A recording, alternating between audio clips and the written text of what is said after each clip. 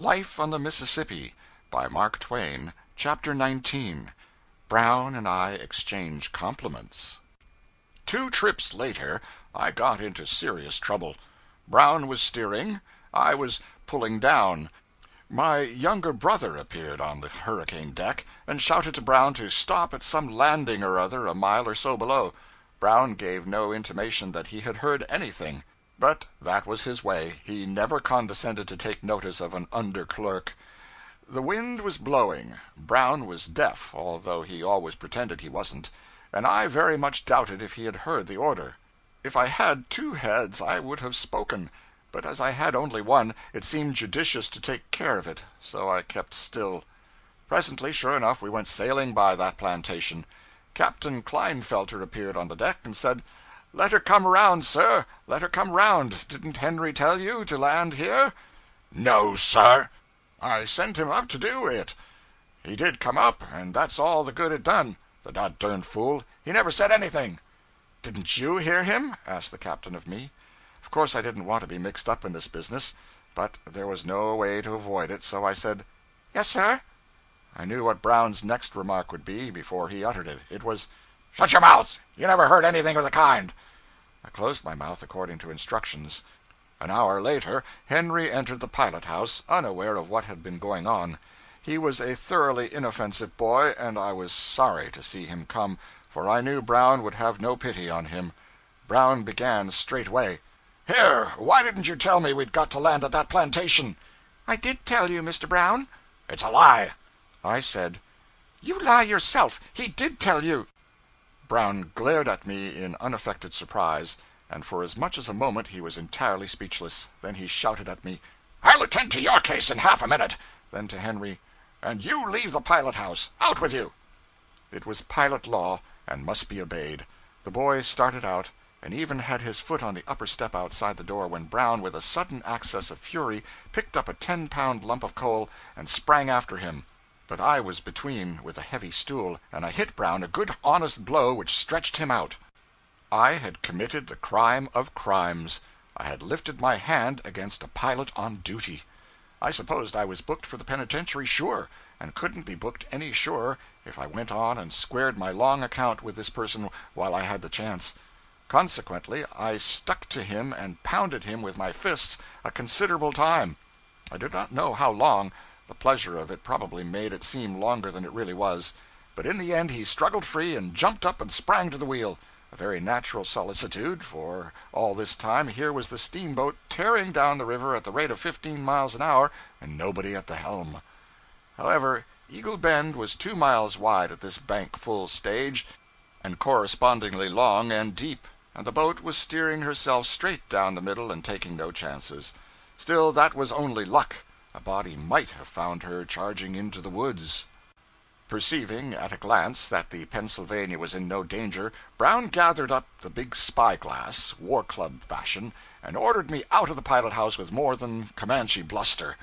But I was not afraid of him now, so instead of going, I tarried, and criticized his grammar. I reformed his ferocious speeches for him, and put them into good English, calling his attention to the advantage of pure English over the bastard dialect of the Pennsylvania collieries whence he was extracted. He could have done his part to admiration in a crossfire of mere vituperation, of course, but he was not equipped for this species of controversy, so he presently laid aside his glass and took the wheel, muttering and shaking his head, and I retired to the bench. The racket had brought everybody to the hurricane deck, and I trembled when I saw the old captain looking up from the midst of the crowd. I said to myself, "Now I am done for." For although, as a rule, he was so fatherly and indulgent toward the boat's family, and so patient of minor shortcomings, he could be stern enough when the fault was worth it. I tried to imagine what he would do to a cub pilot who had been guilty of such a crime as mine, committed on a boat guard deep with costly freight and alive with passengers. Our watch was nearly ended. I thought I would go and hide somewhere till I got a chance to slide ashore. So I slipped out of the pilot house and down the steps and around to the Texas door, and was in the act of gliding within when the captain confronted me. I dropped my head, and he stood over me in silence a moment or two. Then he said impressively, "Follow me." I dropped into his wake. He led the way to his parlor in the forward end of the Texas. We were alone now. He closed the after door, then moved slowly to the forward one and closed that. He sat down. I stood before him. He looked at me some little time, then said, "So, you have been fighting Mr. Brown?" I answered meekly, "Yes, sir." "Do you know that that is a very serious matter?" "Yes, sir." "Are you aware that this boat was plowing down the river fully 5 minutes with no one at the wheel?"